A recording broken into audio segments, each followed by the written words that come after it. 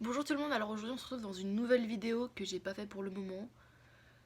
C'est des questions-réponses. Avec les questions donc, que vous m'avez posées, enfin que vous m'avez posées, je parle de ma famille et mes amis. Et je me disais que ça pouvait être intéressant d'y répondre, donc c'est ce que je vais faire aujourd'hui. Et voilà, va y avoir à peu près il y a deux parties, parce que j'ai quand même plusieurs questions. Donc il y en a une plus sur la vie ici, et la deuxième ça va être comment être au père et tout ça. Donc c'est parti, commençons avec ça. Alors la première question c'est est-ce que tu as ressenti une évolution entre la Apolline de octobre et la Apolline de maintenant? La réponse c'est oui, totalement. Mais genre, totalement. Vous imaginez pas à quel point. Parce que avant, j'étais moi, mais en fait, j'étais pas la même personne. C'est bête à dire, mais en fait, en venant ici, j'ai pris beaucoup de maturité. Parce que franchement, tu t'occupes de gosses, du coup, t'as pas le choix que d'être une mère de substitution, en fait. En gros, c'est plus ou moins ça. Donc, ouais, franchement, tu prends énormément de maturité. Tu deviens hyper indépendant. Euh, du coup, ouais, voilà, ça, c'est vraiment les plus gros points. Et même, enfin, je sais pas, je suis plus posée. En fait, ma vie, elle est totalement différente ici. J'ai l'impression de ne pas être la même du tout que celle que j'étais en étant en France, en fait. Et j'en parlais à un moment avec quelqu'un et il m'a dit la même chose, quoi. Que genre, j'ai totalement changé. Que ça se voit même dans ma façon d'écrire des messages ou des choses comme ça. Mais ouais, en fait, ma vie, c'est pas du tout la même. Et j'ose peut-être plus de choses en étant ici. Par exemple, ce que j'ai fait il y a pas longtemps, c'est voyager seule. Et clairement, ça, j'aurais jamais pensé le faire en étant en France. Mais jamais, jamais, jamais. Et je l'ai fait. Ça m'a pas forcément plu. Mais je l'ai fait, j'ai essayé, j'ai tenté des nouvelles choses. Par exemple, c'est comme faire des hikes. Les hikes, jamais ça me serait venu l'idée d'en faire en France. Jamais. Et pourtant, ici, c'est trop bien parce qu'il y a énormément de choses à faire. Et c'est super beau. Du coup, c'est pour ça, en fait. Ton esprit, il s'ouvre. Et du coup, tu tentes plein de choses. Tu fais plein de choses. Tu parles avec plein de gens. Et ça, c'est super. Donc, la deuxième question, c'est est-ce que partir aussi loin, ça t'a fait évoluer dans un sens ou dans un autre? Oui. Ça te fait évoluer, en fait, sur ce que tu veux et sur ce que tu penses, tu vois. Tu dis, ouais, ma vie, c'était ça avant. Est-ce que je veux toujours que ce soit comme ça?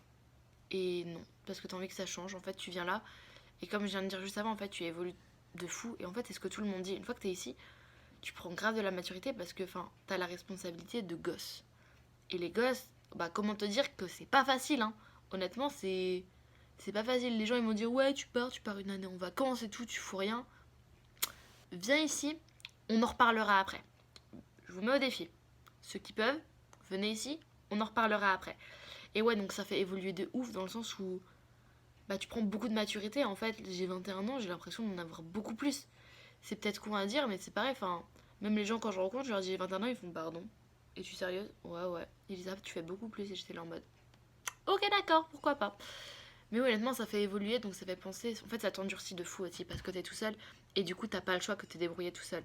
Parce qu'en étant en France, j'y vivais chez mes parents. Et du coup, ils m'aidaient beaucoup, surtout. C'est normal, tu vois, quand tu vis avec tes parents, forcément, c'est pas la même chose. Et là, de venir ici et de faire les choses par soi-même, ça change totalement et ça fait vraiment beaucoup de bien de voir aussi qu'on est capable de faire les choses par nous-mêmes. Alors, je jette pas la pierre, hein, pas du tout. Je me dis, heureusement, c'est génial qu'ils aient été là pour moi et tout, mais là, je me dis que c'est bien, Maintenant, je peux me débrouiller toute seule en fait. Que oui, t'auras toujours besoin du support de tes parents, mais que maintenant, je peux me débrouiller toute seule, sans aucun souci. Et honnêtement, ça fait plaisir parce que vraiment, tu vois le fruit de ton travail, tu vois ce que tu fais et tu vois ce que tu peux accomplir avec ça et tu vois ce que tu peux accomplir par toi-même. Et ça, honnêtement, c'était vraiment hyper important pour moi de réussir à faire ça parce que avant, voilà, c'était pas pareil du tout. J'étais beaucoup plus dépendante alors que maintenant, tu me mets solo dans un appart et écoute, je fais ma vie, je suis très bien comme ça. Donc honnêtement, ouais, ça fait vraiment évoluer. Tu vois aussi un changement dans tes fréquentations. Tu vois clairement les amis qui restent là pour toi et ceux qui ne le restent pas. Donc c'est con à dire, mais ça fait faire du tri. Genre totalement. Ça peut paraître méchant ce que je dis, mais c'est vrai. Et c'est ce que tout le monde dit ici. Tu vois les gens qui prennent des nouvelles, tu vois les gens qui comprennent pas, tu vois les gens qui tiennent vraiment à toi, tu vois ceux qui s'en foutent un peu. Et des fois, t'as des surprises, t'as des gens à qui tu t'attends pas vraiment, qui t'envoient un message pour te dire ah ouais, je regarde et tout, franchement, c'est trop bien ce que tu fais. Et, et ça fait plaisir en fait, parce qu'il y a des gens vraiment à qui tu t'attendrais pas à recevoir un message. Et tu reçois un message de ces personnes-là qui te disent c'est bien, t'as l'air de kiffer ta vie et tout, c'est génial, je suis super content pour toi. Et toi, t'es là en mode, ah c'est super, j'aurais jamais pensé recevoir un message de toi, donc ça fait plaisir, c'est touchant, merci. Donc la prochaine question, c'est quels ont été les moments les plus difficiles pour toi au niveau personnel et professionnel, et quels ont été les meilleurs moments? Alors les moments les plus difficiles, pour le moment, il y en a deux. Au niveau personnel, je parle. rupture et Noël. Mon Dieu, alors la rupture ça a été terrible et Noël ça a été pire. En fait, que je suis là toute seule dans une autre famille que la mienne, bah en fait j'ai pas du tout supporté parce que je voulais pas être dans cette famille pour Noël parce qu'en fait je les voyais tous tous ensemble et en fait ils ont pas vraiment fêté Noël comme moi je le fête nous à la maison, enfin on le fête vraiment pas mal, enfin c'est Noël, on a l'esprit de Noël tout ça, on s'habille bien et tout. Ici ils ont fêté Noël en pyjama limite. Ceci n'est pas une blague. Genre les parents ils étaient à table la moitié du temps et tout, il y avait que les grands-parents, la tante et moi, enfin on était restés à table et encore c'était un repas, enfin on a juste mangé indien donc comme quand les grands-parents sont là. Donc oufou, super Noël et honnêtement niveau émotionnel ça a été extrêmement dur de voir en fait qu'il y avait toute ma famille chez moi, de les appeler, je les ai appelés, j'étais en pleurs clairement donc ça a été hyper compliqué et en plus ouais niveau émotionnel à ce moment-là c'était pas la joie du tout. Donc honnêtement ouais c'est ça le moment le plus difficile, c'est pour moi les deux ça a été attends on recommence, ça a été ma rupture et Noël. Après niveau pro, donc niveau pro j'ai l'impression que je suis en train de faire un truc de ouf mais non enfin c'est un travail quand même donc ouais c'est niveau pro. Donc niveau pro, le moment le plus difficile, ça a été là il y a quelques semaines. Honnêtement, jusque là, j'avais pas à me plaindre.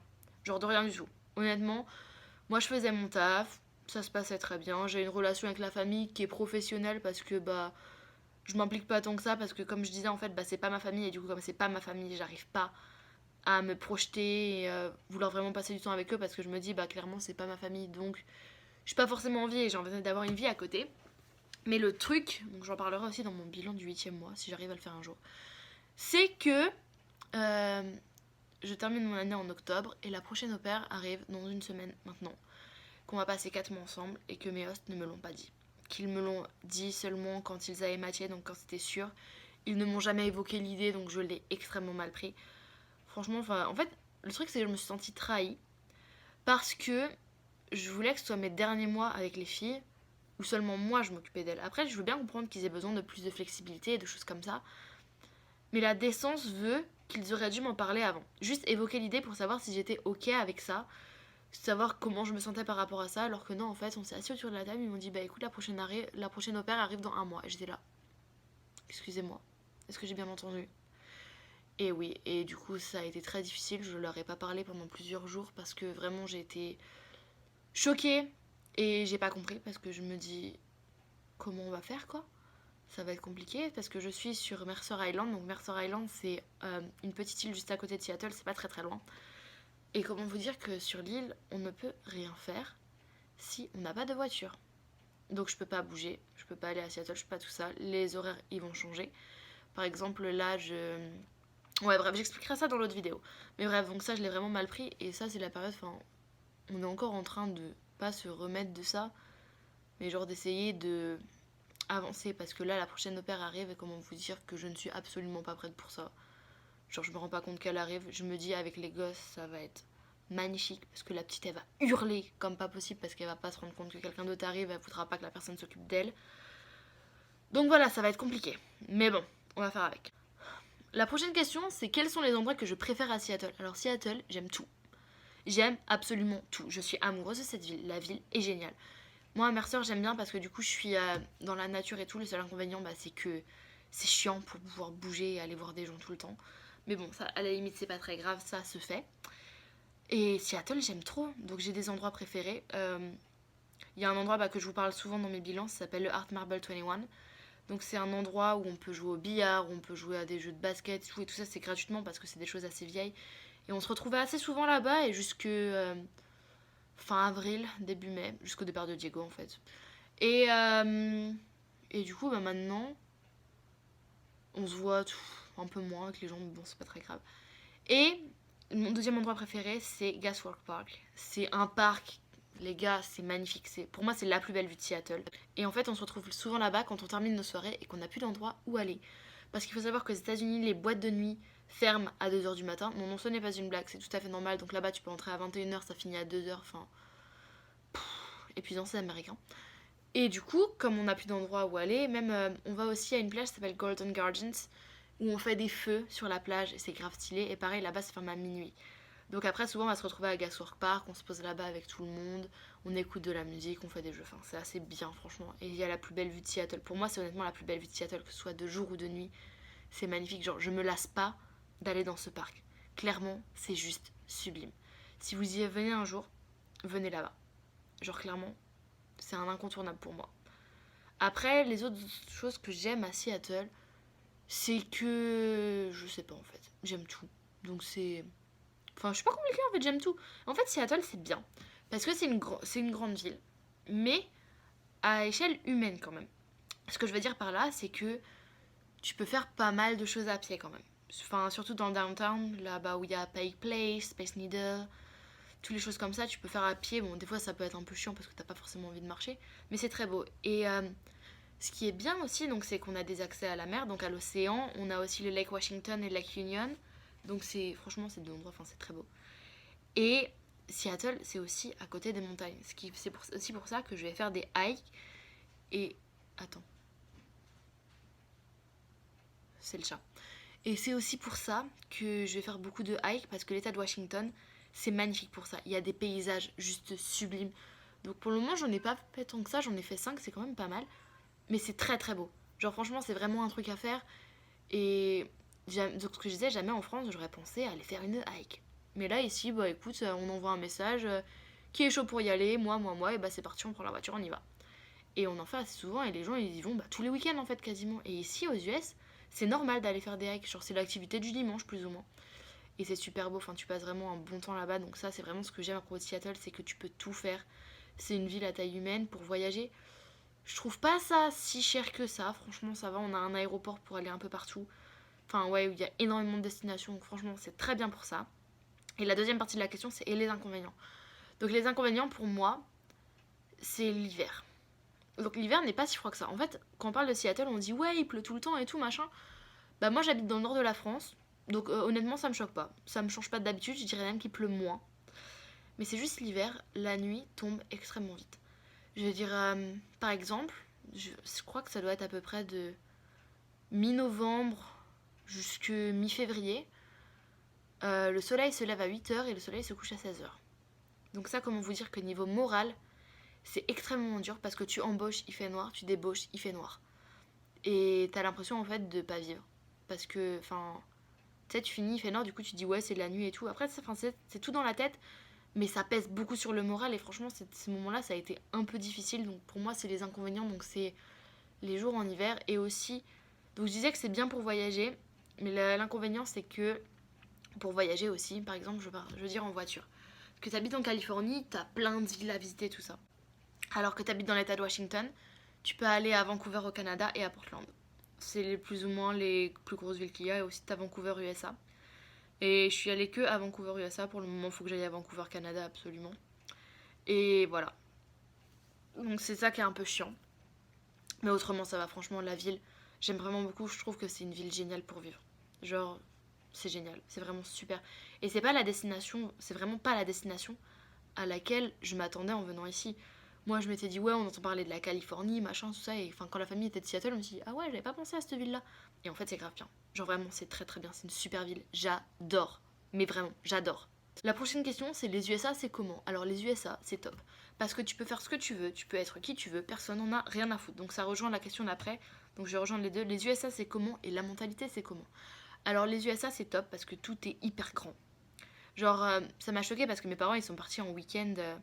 La dernière fois, ma mère, elle m'a envoyé une photo de la route et j'étais là en mode, mais c'est tout petit. Ici, enfin, on a des grands 2x4 voies, mais c'est les voies énormes.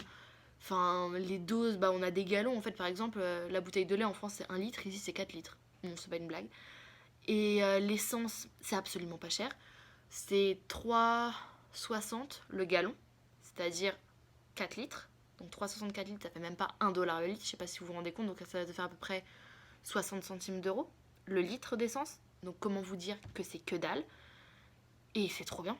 Franchement, moi, les USA, j'aime beaucoup. Le seul truc qui est chiant, c'est que la nourriture est dégueulasse. Honnêtement, ça a pas de goût. J'aime pas, ça me manquera pas. Genre, j'ai hâte de rentrer en France et de me prendre un putain de plateau de fromage, de manger du chèvre et de manger des trucs super bons de chez nous, quoi. Parce que franchement, la nourriture en France, je pense qu'on réalise pas la chance qu'on a. Mais quand on n'y est plus, je peux vous dire que ça manque. Et surtout le fromage ici, par exemple, un truc tout con. J'avais acheté un morceau d'emmental. Donc le morceau d'emmental comme ça. Ouais, ça m'avait coûté 6 $. Ceci n'est pas une blague. Absolument pas. Et ici, donc aux USA, la bouffe, le prix est hyper variable. Tu veux manger des fast-food, ça va te coûter une misère. Tu veux manger de la merde, ça va te coûter une misère. Exemple, quand je vais chez Burger King, je paye mon menu 3,30 $. Ce qui fait aux alentours de 3 €. Ceci n'est pas une blague non plus. Tu veux manger bien, et bah c'est tout de suite plus cher. Parce que je sais pas pourquoi. Mais la nourriture saine, c'est hyper cher. Les fruits sont assez chers, les légumes sont chers. Tout est cher, sauf la malbouffe. En gros. Ouais, voilà. Et pour la mentalité, donc ce que je disais, c'est que ici, tu peux être qui tu veux et personne te juge en fait. À Seattle, il y a une grande communauté gay et personne n'en a rien à foutre en fait, tu vois. Enfin, c'est là, bah écoute, c'est bien, tout le monde fait sa vie, alors qu'en France, bah, les gens font chier. Les gens font totalement chier. Enfin, écoute, tu es gay, et bah c'est ta vie, tu fais ce que tu veux, ça regarde personne. Et alors qu'en France, enfin, tout le monde te regarde bizarre ou quoi, alors que ici, non. Tout le monde s'en fout. Genre vraiment, et je trouve ça génial. Et c'est la même chose, tu peux t'habiller exactement comme tu veux. Je vous mettrai une photo de comment j'étais habillée à un moment.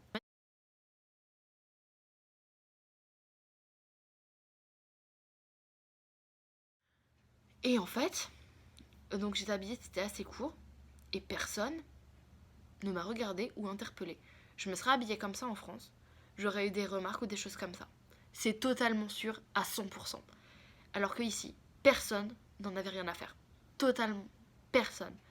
Et je trouve ça génial parce que tu fais ta vie et tout le monde s'en fout parce qu'ici, ils acceptent. Tant que t'emmerdes pas le monde, et bah voilà, t'es bien, t'as de compte à rendre à personne. Et ça, c'est une mentalité que j'aime de ouf. Donc ça, franchement, j'aime trop. Après, par contre, ils sont assez hypocrites dans le... Je sais pas comment expliquer, mais enfin... Je sais pas, je les trouve hypocrites, les Américains. Mais bon, après, enfin, c'est pas la même mentalité. Donc, il y a des bons côtés et des mauvais côtés, comme partout.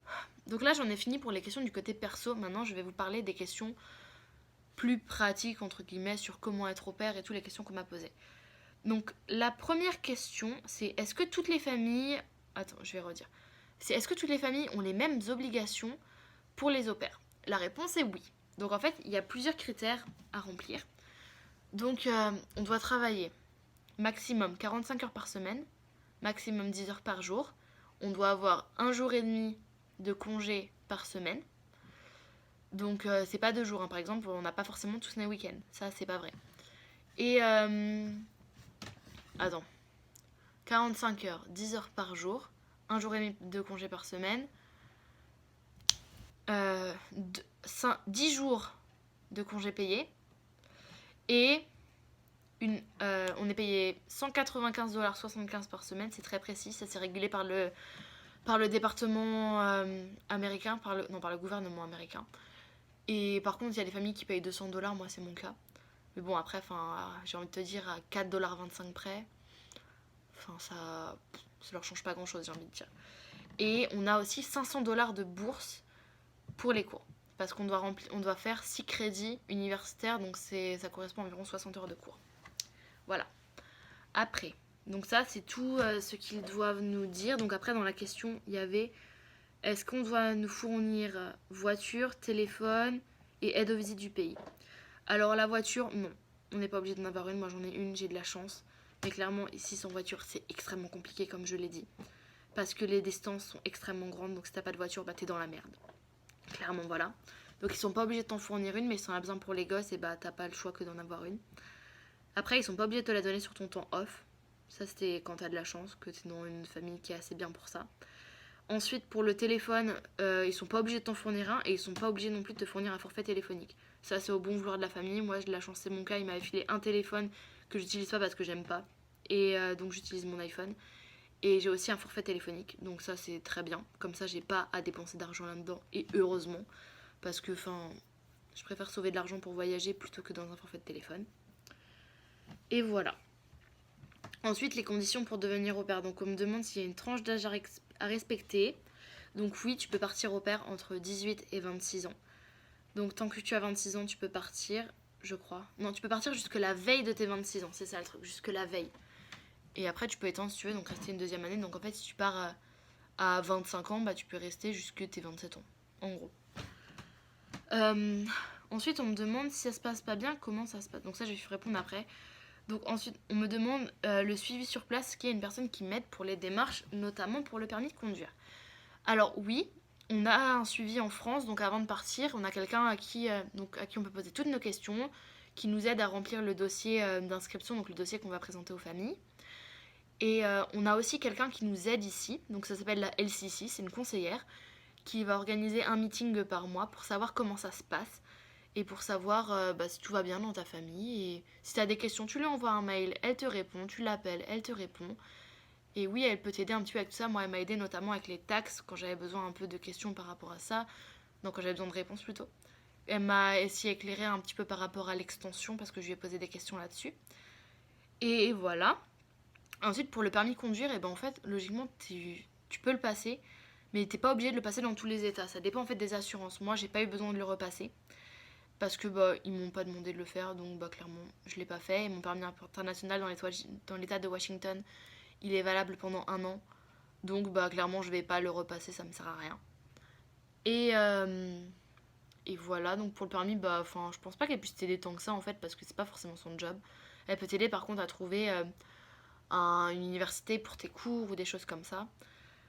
Euh, Ensuite, comment ça se passe si ça se passe pas bien? Et si ça se passe pas bien, on peut faire ce qu'on appelle un rematch. Et qu'est-ce que c'est un rematch? Un rematch, c'est changer de famille. Donc si ça se passe vraiment pas bien, tu appelles justement ta conseillère. Tu lui dis ouais, ça se passe pas bien avec ma famille et tout, je voudrais changer. Donc tu as un rendez-vous et ensuite tu es censé avoir 2 semaines de médiation. Donc c'est-à-dire pour essayer de régler les problèmes. Donc elle vient, vous allez parler de ce qui va pas, nan.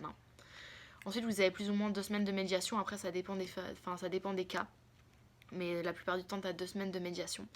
Après elle revient et si ça s'est pas arrangé, tu as 2 semaines de rematch. C'est-à-dire 2 semaines pour ton dossier va être remis en ligne et les familles vous pourrez avoir accès à ton dossier et tu auras 2 semaines pour trouver une autre famille.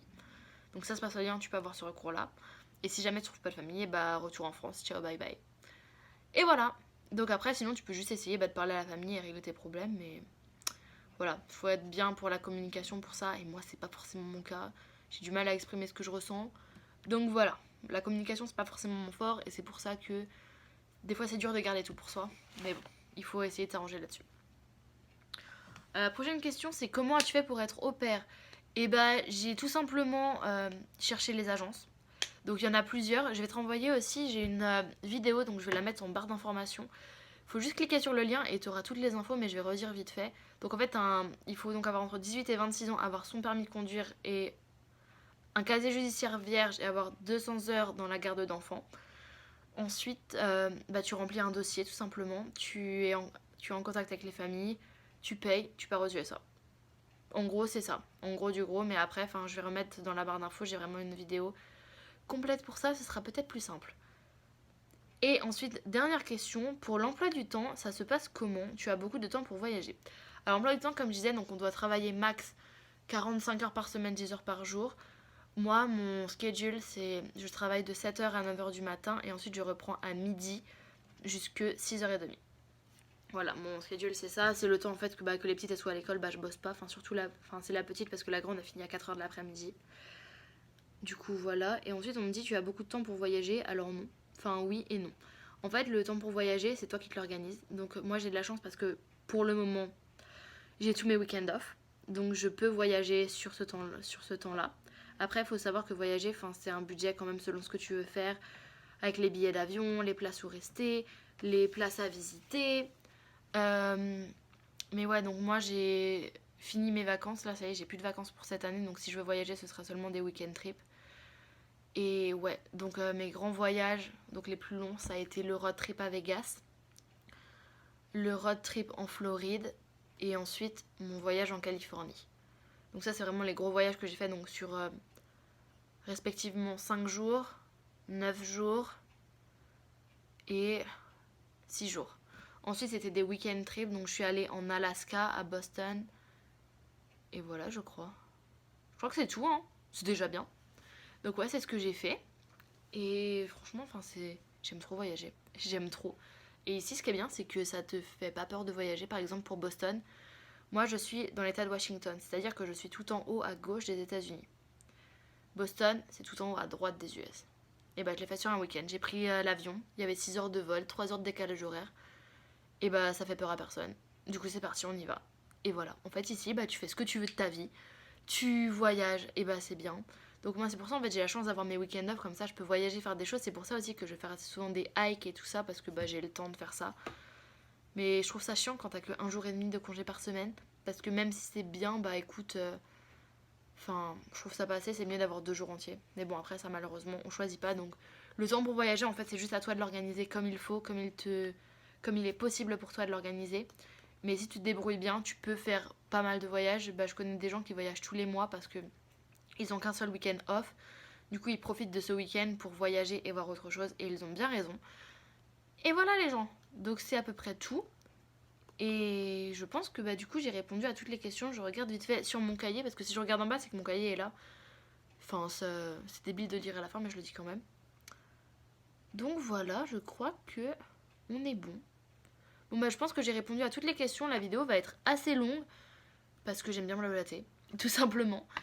Et donc c'est parti, j'espère que j'ai répondu à toutes vos questions. Si vous en avez d'autres surtout, descendez un petit peu sur votre écran d'ordinateur ou téléphone, il y a une barre où vous pouvez mettre des commentaires. Si vous avez des questions, n'hésitez pas à mettre dans les commentaires, j'y répondrai.